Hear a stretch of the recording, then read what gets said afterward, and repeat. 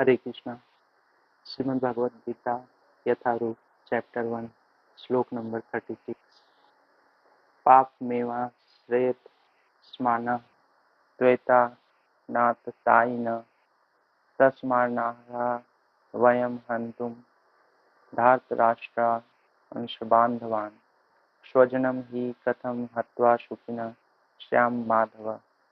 यदि हम ऐसे आत्ताइयों का वध करते हैं तो हम पर पाप चढ़ेगा, अतः यह उचित नहीं होगा कि हम धृतराष्ट्र के पुत्रों तथा उनके मित्रों का वध करें।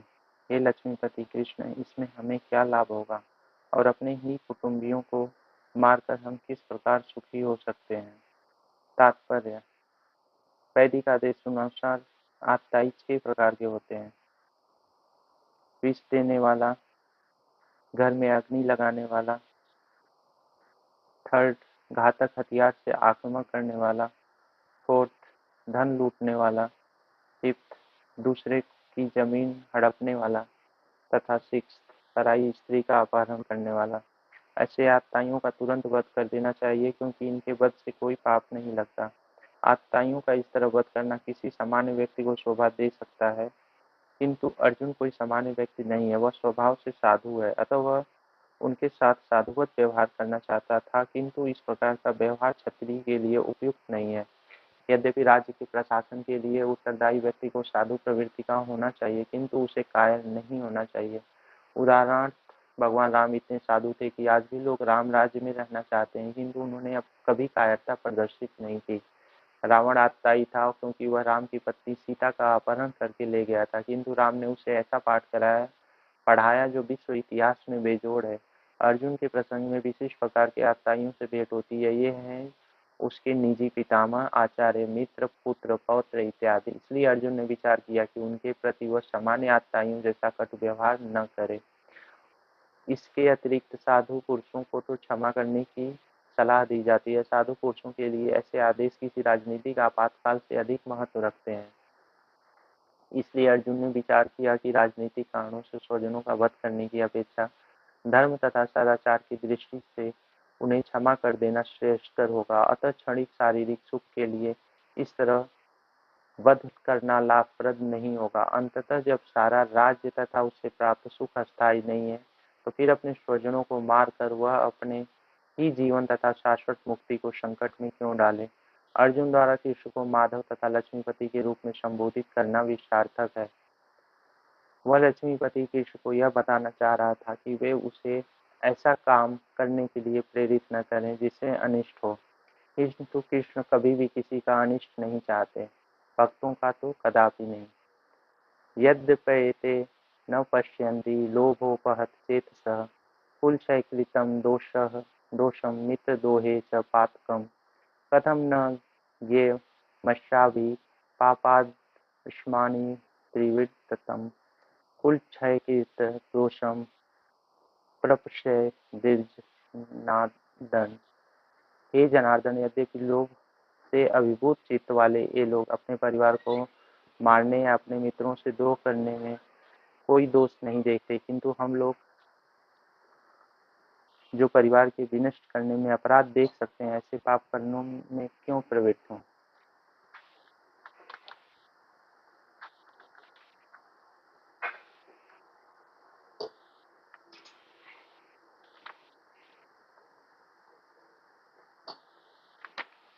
तात्पर्य: क्षत्रिय से यह आशा नहीं की जाती कि वह अपने विपक्षी दल द्वारा युद्ध करने या जुआ खेलने का आमंत्रण दिए जाने पर मना करे।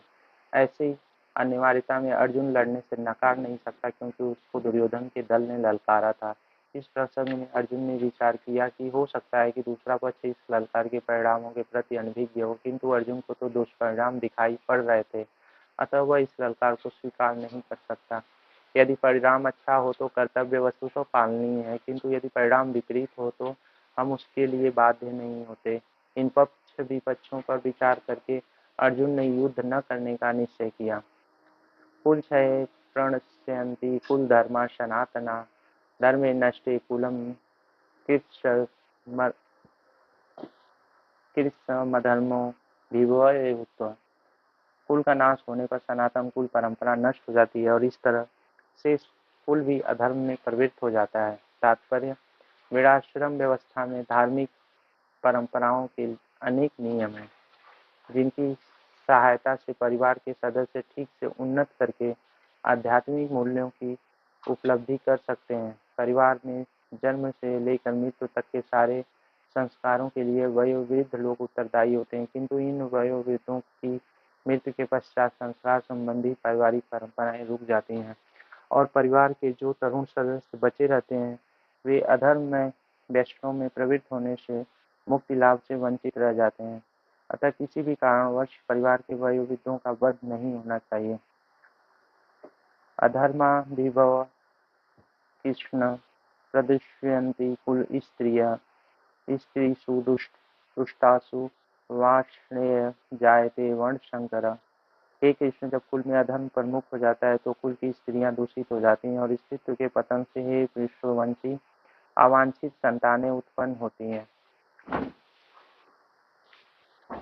तात्पर्य जीवन में शांति तथा सुख तथा आध्यात्मिक उन्नति का मुख्य सिद्धांत मानव समाज में अच्छी संतान का होना है। वर्णाश्रम धर्म के नियम इस प्रकार बनाए गए थे कि राज्य तथा जाति की आध्यात्मिक उन्नति के लिए समाज में अच्छी संतान उत्पन्न हो। ऐसी संतान समाज में स्त्री के सतीत्व और उसकी निष्ठा पर निर्भर करती है। जिस प्रकार बालक सरलता से कुमारगामी बन जाते हैं, उसी प्रकार स्त्रियां भी पत्नोमुखी होती हैं। अतः बालकों तथा स्त्रियों दोनों को ही समाज के वयोवृद्धों का संरक्षण आवश्यक है। स्त्रियां विभिन्न धार्मिक प्रथाओं में संलग्न रहने पर व्यभिचारिणी नहीं होंगी। चाणक्य पंडित के अनुसार सामान्यतः स्त्रियां अधिक बुद्धिमान नहीं होती, अतः वे विश्वसनीय नहीं है, इसलिए उन्हें विविध कुल परंपराओं में व्यस्त रहना चाहिए और इस तरह उनके सतीत्व तथा अनुरक्ति से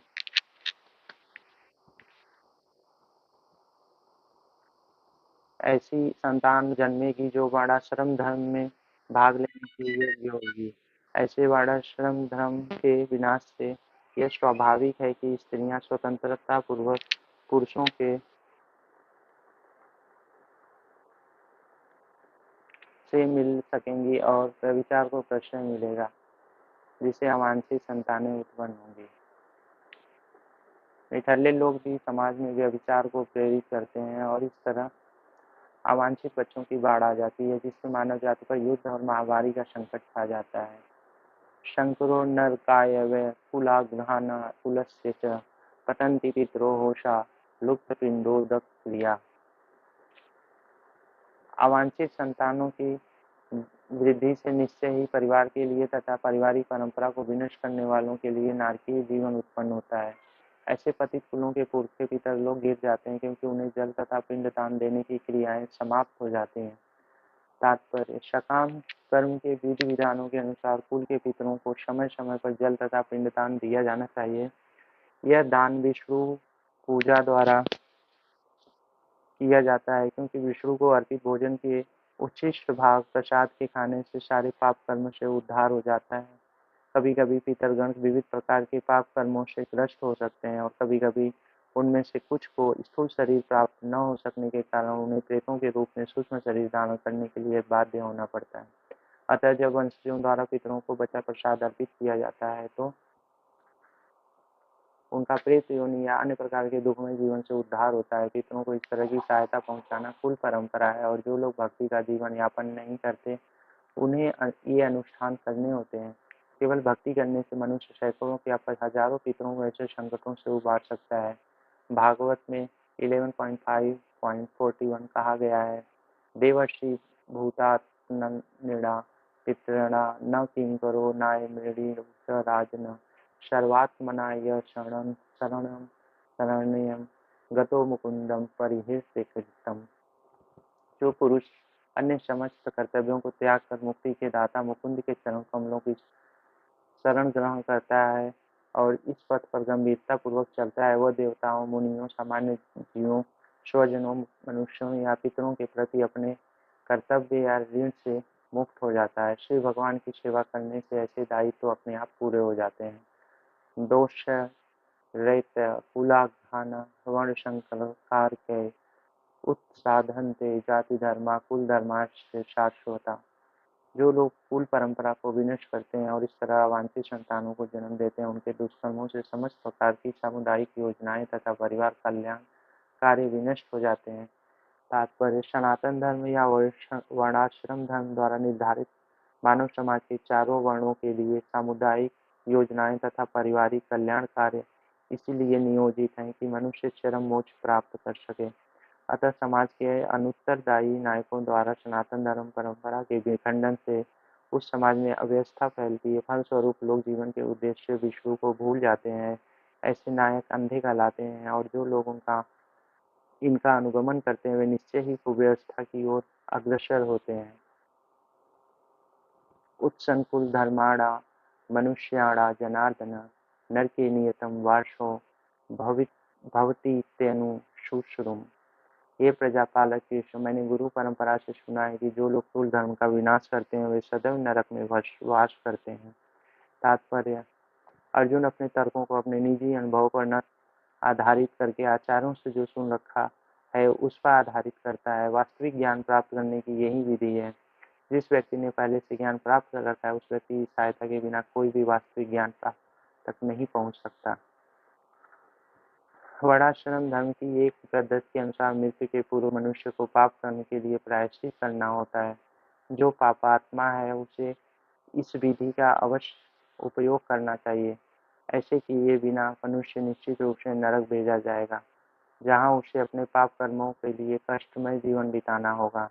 अहो बत महत् पापम कृतो व्यवस्थिता वयम यद्राज्य सुख लोभेन हन्तु स्वजन मुद्दता। ओह! कितने आश्चर्य की बात है कि हम सब जघन्य पाप कर्म करने के लिए उद्यत हो रहे हैं। राज्य सुख भोगने की इच्छा से प्रेरित होकर हम अपने ही संबंधियों को मारने पे तुले हैं। तात्पर्य: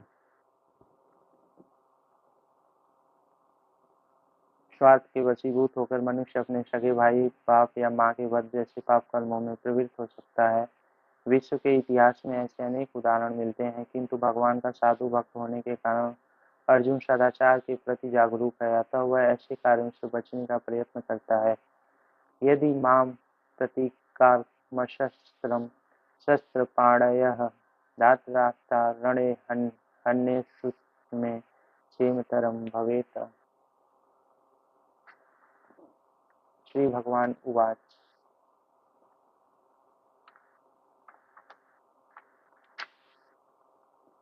यदि शस्त्रधारी धृतराष्ट्र के पुत्र मुझे निहत्थे तथा रणभूमि में प्रतिरोध न करने वाले को मारे तो यह मेरे लिए श्रेयस्कर होगा।